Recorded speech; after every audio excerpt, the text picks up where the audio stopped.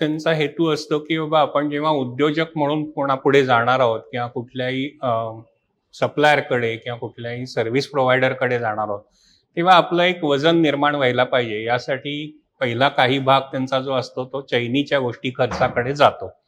चांगला परफ्यूम, चांगली कार किंवा चांगलं ऑफिस, स्टाफ वगैरे या गोष्टींना ते पहिल्यांदा प्रायोरिटी देतात. ॲक्चुअली जे काही पैसे आलेले आहेत, त्या प्रत्येक पैशामधनं प्रॉडक्शन व्हायला पाहिजे, इकडे त्यांनी फोकस करणं गरजेचं आहे माझ्या दृष्टीने. जेव्हा आपण गुंतवणूक हा विषय घेतो, त्यावेळेला त्यातनं काहीतरी रिटर्न्स जनरेट व्हायला हवेत, हा पहिला हेतू असतो.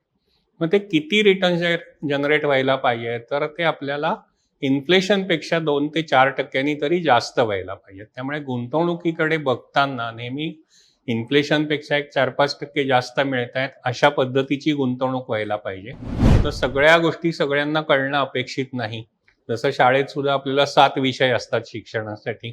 सगळ्या 7ही विषयामध्ये सगळ्यांना चांगले मार्क मिळतात असं नाही. एखाद 2 विषयात चांगले मिळतात, बाकीचे 5 ॲव्हरेज असतात. त्याच पद्धतीने आपण समजा इंजिनियर झालो असलो, तर अर्थविषयासाठी आपण एक आर्थिक सल्लागाराची मदत घेणं, टॅक्सेशनसाठी चार्टर्ड अकाउंटंटची मदत घेणं हे गरजेचं आहे. नमस्कार. महा MTV मध्ये मी हर्षद वैद्य, कॅमेरामन साक्षात आणि आर्य सोबत आपल्या सर्वांचं स्वागत करतो. बरेचदा असं होतं की स्टार्टअप सुरू केले जातात, पण त्या स्टार्टअप ओनरने स्वतःच्या गरजांचा मुळात विचारच केलेला नसतो. त्यामुळे पुढे जाऊन आर्थिक ओढाताण होते आणि त्याच्यानंतर स्टार्टअप बंद पडतात. असं प्रमाण आपल्याकडे खूप आहे. पण ह्याच इन्व्हेस्टमेंट प्रोफाइलिंग या विषयावरती आपल्याला मार्गदर्शन करायला आज उपस्थित आहेत आपल्यासोबत स्वानंद समुद्र सर.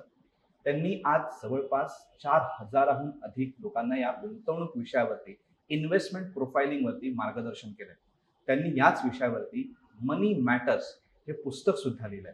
तर आज आपण हा संपूर्ण विषय काय आहे हे समजून घेऊया. स्टार्टअप्सना त्याचा कसा फायदा होणार आहे आणि कशा पद्धतीने त्याचा फायदा करून घेतला पाहिजे, या सर्व विषयांची आपण त्यांच्याशी चर्चा करूया. आपण मुलाखतीला सुरुवात करूया. सर, सर्वप्रथम महा MTV मध्ये आपलं मनपूर्वक स्वागत. सर, तरुण स्टार्टअपकडे वळतात, स्टार्टअप सुरू करतात आणि त्याच्यानंतर ते स्टार्टअप आर्थिक ओढाताणामुळे बंद पडतात. हे प्रमाण आजकाल खूप आहे. नेमकं या स्टार्टअपचं चुकतंय काय? नेमकं यांची चूक कुठे होते आणि ती कशा पद्धतीने सुधारली पाहिजे, काय सांग? जेव्हा स्टार्टअप लोन घेतात किंवा कुठल्याही एंजल फायनान्सरकडनं त्यांच्याकडे पैसे येतात, तर एक त्यांचा हेतू असतो, की बाबा आपण जेव्हा उद्योजक म्हणून कोणापुढे जाणार आहोत किंवा कुठल्याही सप्लायरकडे किंवा कुठल्याही सर्व्हिस प्रोव्हायडरकडे जाणार आहोत, तेव्हा आपलं एक वजन निर्माण व्हायला पाहिजे. यासाठी पहिला काही भाग त्यांचा जो असतो तो चैनीच्या गोष्टी खर्चाकडे जातो. चांगला परफ्यूम, चांगली कार किंवा चांगलं ऑफिस, स्टाफ वगैरे या गोष्टींना ते पहिल्यांदा प्रायोरिटी देतात. ॲक्चुअली जे काही पैसे आलेले आहेत, त्या प्रत्येक पैशामधनं प्रॉडक्शन व्हायला पाहिजे, इकडे त्यांनी फोकस करणं गरजेचं आहे माझ्या दृष्टीने. म्हणजे सर्व्हिस तुम्ही कदाचित टॅक्सीनी गेलात तर त्या माणसाला फार फरक पडणार नाही किंवा तुम्ही कुठल्या गाडीतनं आलायत, हे तो बऱ्याच वेळेला बघत सुद्धा नाही.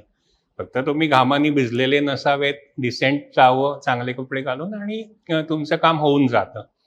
तर हा जो खर्चाचा विषय आहे, त्याच्याकडे जर काटेकोरपणे पाहिलं आणि प्रत्येक पैसा प्रॉडक्शनकडे वळवला, तर अडचणी यायचं कारण नाही आहे, असं माझं मत आहे. सर, तुम्ही आता म्हटलात की प्रत्येक पैशातनं प्रोडक्शनकडे लक्ष दिलं पाहिजे. पण बरेचदा उद्योजकांची मानसिकता अशी असते की माझ्या उद्योगात पैसा मिळालाय, तो मी माझ्याच धंद्यामध्ये गुंतवेन आणि त्यातून माझं भांडवल निर्मिती होईल, माझा उद्योग मोठा होईल. पण तुम्ही म्हणता की हे चुकीचं आहे, ही सगळ्यात मोठी चूक आहे. हे कसं काय आणि हे नेमकं प्रकरण आहे काय? जेव्हा आपण गुंतवणूक हा विषय घेतो, त्यावेळेला त्यातनं काहीतरी रिटर्न्स जनरेट व्हायला हवेत, हा पहिला हेतू असतो. मग ते किती रिटर्न्स जनरेट व्हायला पाहिजे, तर ते आपल्याला इन्फ्लेशनपेक्षा 2 ते 4% तरी जास्त व्हायला पाहिजे. त्यामुळे गुंतवणुकीकडे बघताना नेहमी इन्फ्लेशनपेक्षा एक 4-5% जास्त मिळतायत, अशा पद्धतीची गुंतवणूक व्हायला पाहिजे. जेव्हा स्टार्टअप व्यावसायिक सुरुवात करतो, त्यावेळेला तो स्वतःच बऱ्याच वेळेला सगळं असतो. म्हणजे ऑफिस झाडून घेणे, उघडण्यापासून ते चेकवर सही करण्यापर्यंत सगळ्या गोष्टी तोच बघत असतो. पण जसा व्यवसाय थोडासा चालायला लागतो, त्यावेळेला त्याला असं वाटतं, की आपल्याला एक ऑफिस बॉय पाहिजे, एक असिस्टंट पाहिजे, ऑफिसमध्ये कोणीतरी बसायला पाहिजे. आणि मग तो हळूहळू बाहेर पडून त्याच्या बाकीच्या गोष्टींकडे लक्ष द्यायला लागतो. मग त्यावेळेला एक चांगली कार घेणं, आपल्या घरातल्या लोकांना चांगल्या सुविधा मिळाव्यात यासाठी चांगले क्लब्स जॉईन करणं वगैरे या गोष्टींकडे तो हळूहळू वळतो. पण जेव्हा मी काम करेन तेव्हाच जर का माझा धंदा चालणार असेल, तर तिथनं आपल्याला पॅसिव्ह इन्कमकडे वळलं पाहिजे. तर पॅसिव्ह इन्कम ही गुंतवणूक आहे.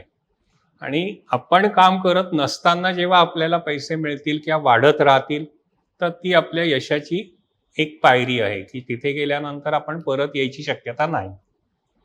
सर, तुम्ही आता पॅसिव्ह इन्कम बद्दल बोललात, गुंतवणुकीबद्दल बोललात. तर आजच्या काळामध्ये सगळे एवढे गुंतवणुकीचे वेगवेगळे ऑप्शन्स आपल्याला उपलब्ध आहेत. त्यामुळे इतकं कन्फ्युजन होतं की नक्की कुठला गुंतवणूक ऑप्शन आपल्यासाठी सोयीस्कर आहे. तर स्टार्टअप्सने आज आपल्या क्षेत्रासाठी योग्य गुंतवणूक कशी शोधायची आणि त्यांनी त्याच्याबद्दलचं मार्गदर्शन कशा पद्धतीने मिळवलं पाहिजे, काय सांगाल? कुठल्याही गोष्टीमध्ये जेव्हा आपण एखादं काम करत आहोत, तर सगळ्या गोष्टी सगळ्यांना कळणं अपेक्षित नाही. जसं शाळेत सुद्धा आपल्याला 7 विषय असतात शिक्षणासाठी. सगळ्या 7ही विषयामध्ये सगळ्यांना चांगले मार्क मिळतात असं नाही. 1-2 विषयात चांगले मिळतात, बाकीचे 5 ॲव्हरेज असतात. त्याच पद्धतीने आपण समजा इंजिनियर झालो असलो, तर अर्थविषयासाठी आपण एक आर्थिक सल्लागाराची मदत घेणं, टॅक्सेशनसाठी चार्टर्ड अकाउंटंटची मदत घेणं हे गरजेचं आहे.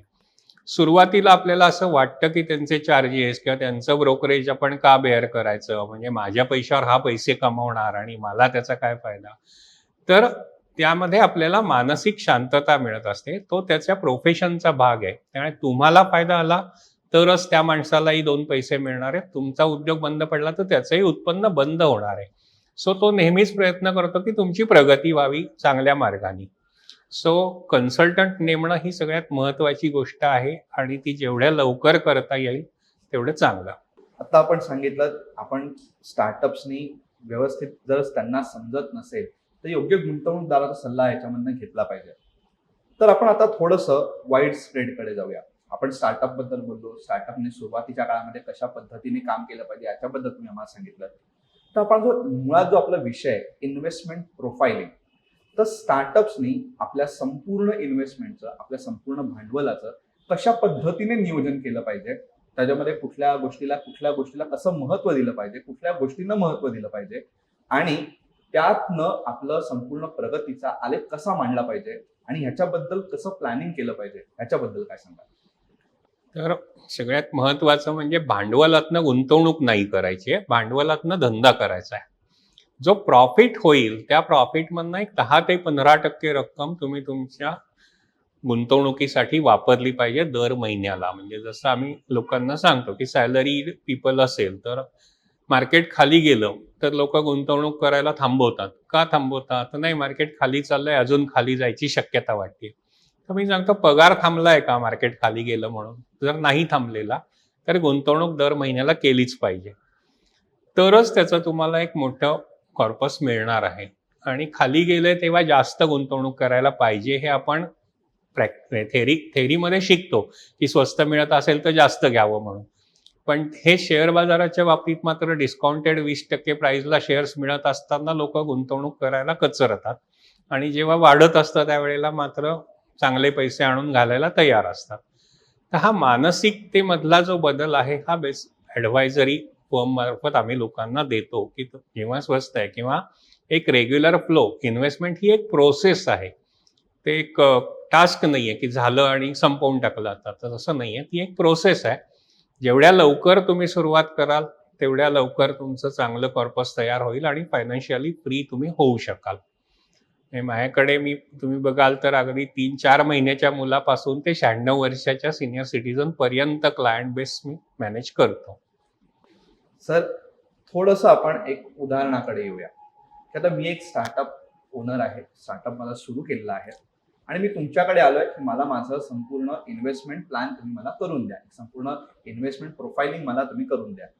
तर मला तुम्ही काय सांगाल, मी कशा पद्धतीने गुंतवणूक केली पाहिजे आणि ज्याचा फायदा मला पुढील काळात होईल, माझ्या कुटुंबाला पण होईल आणि माझ्या बिझनेसला पण होईल, कशा पद्धतीने मी इन्व्हेस्टमेंट प्रोफाइलिंग केलं पाहिजे, काय सांगाल? तर सगळ्यात पहिल्यांदा मी तुम्हाला विचारेन की तुमचं मेडिक्लेम आणि लाईफ इन्शुरन्स आहे का? म्हणजे उद्या तुम्ही नसाल तर तुम्ही जी काही कर्ज घेतलेली आहेत किंवा व्यवसायासाठी ज्या काही गुंतवणुकी केलेल्या आहेत त्या फेडण्यासाठी घरातल्या लोकांना अडचणी निर्माण होऊ नयेत. त्यामुळे तुम्ही जे काही लोन घेतलेलं आहे त्या प्रपोर्शनमध्ये तुमचा इन्शुरन्स असला पाहिजे.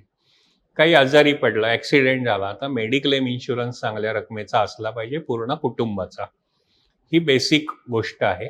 यानंतर SIPच्या माध्यमातून किंवा डायरेक्ट इक्विटीमध्ये तुम्ही इन्व्हेस्टमेंट करू शकता आणि ओव्हरऑल सगळी इन्व्हेस्टमेंट 15 ते 20% तुमच्या प्रॉफिटच्या दर महिन्याला व्हायला पाहिजे. ज्या महिन्यात तुम्ही पैसे उपलब्ध आहेत त्या महिन्यात जे काही चांगलं अपॉर्च्युनिटी आहे तिथे आपण पैसे इन्व्हेस्ट करू शकतो. पण मेडिक्लेम आणि लाईफ इन्शुरन्स ही सगळ्यात म्हणजे पायाचे दगड असल्यासारखी आपली गुंतवणूक असायला पाहिजे. त्याच्यामध्ये टर्म इन्शुरन्स आपण घेऊ शकतो किंवा आता काही ठिकाणी ट्युलिप म्हणजे जो काही हप्ता भरलाय तो सगळा परत मिळून शिवाय ॲप्रिसिएशन मिळेल असे काही प्लॅन्स आलेले आहेत. तर अशा वेगवेगळ्या प्लॅन्समध्ये आपण इन्व्हेस्ट करणं गरजेचं आहे. सर, आता तुम्ही स्टार्टअप बद्दल पण सांगितलं, स्टार्टअपच्या इन्व्हेस्टमेंट प्रोफाइलिंग बद्दल पण सांगितलं. आपण इतके वर्ष आपण या 4,000 लोकांपर्यंत आज आपण सगळ्या लोकांना गुंतवणूक सल्ले दिलेले आहेत, त्यांना कन्सल्ट केलेलं आहे. तर ह्या संपूर्ण प्रवासामध्ये आपल्याला असे काही चांगले अनुभव आले असते की ज्याच्यातनं तुमच्या अनुभवातनं त्या लोकांना चांगला फायदा झाला आणि त्यातून त्यांची प्रगती झाली, असे अनुभव आमच्याबरोबर शेअर करा. बेसिकली अगदी माझ्या शाळेतला एक मित्र ज्याचं स्वतःचं 3 पिढ्यांचं दुकान आहे पितळ्याच्या भांड्याचं. तर त्यांनी त्याच्या बहिणीकडे मला एकदा नेलं की अरे तू गुंतवणुकीचं करतोस तर आमच्या बहिणीकडे आपण एकदा जाऊया. आणि तिचे सासरे आणि जावई वगैरे ते सगळे लोक काही फारसं गुंतवणुकीबद्दल अवेअर नाही आहेत, तर तू एकदा चल. म्हणून मग आम्ही ऑल द वे 23 किलोमीटर त्यांच्या घरी गेलो, बसलो, चहा पाणी झालं, सगळं चर्चा झाली. आणि 86 वर्षाचे ते सासरे होते त्या बहिणीचे. तर त्यांच्याशी बोलताना ते म्हटले, अहो माझ्याकडे आता फिक्स्ड डिपॉझिट आणि पोस्ट या व्यतिरिक्त मी कुठल्याही गोष्टीत गुंतवणूक केली नाही आहे. तर मी त्यांना काही म्युच्युअल फंडाचे फायदे सांगितले. 86व्या वर्षी त्यांना डायरेक्ट इक्विटी आणण्यात काही पॉईंट नव्हता. सो मी त्यांना काही म्युच्युअल फंडाचे फायदे की तुम्ही 1 दिवस सुद्धा गुंतवणूक करू शकता. 10 वर्ष 5 वर्ष ठेवलं तर 13-14% रिटर्न रेट साधारणपणे आत्तापर्यंत मिळालेला आहे वगैरे अशा गोष्टी त्यांना सांगितल्यानंतर इन्कम टॅक्स वाचण्यासाठी काय करता येईल. तर म्हटलं ATCच्या अंडर तुम्हाला ELSS स्कीममध्ये गुंतवणूक करता येईल. तर या सगळ्या गोष्टी, त्याच्याबद्दलची माहिती, लिक्विडिटी कशी करता येईल, आम्ही काय सर्व्हिस देणार आहोत वगैरे सगळं सांगितल्यावर ते म्हटल्यावर या पद्धतीने आम्हाला आजपर्यंत कोणी येऊन सांगितलंच नाही आणि जे कोणी काही सांगत होते त्यावर आमचा भरोसा नव्हता. आता तुम्ही मित्राबरोबरच आलेला आहात तर मी सुरुवात तुमच्याकडनं करतो. मग आम्ही त्यांची KYC डॉक्युमेंट्स घेतली, फोटो, पॅन कार्ड, आधार कार्ड सगळं घेतलं आणि त्यांनी सांगितलं सुनेला की अगं माझं पासबुक आणि चेकबुक घेऊन ये. आणि स्टार्ट विथ त्यांनी 20 लाख रुपयाचा चेक दिला.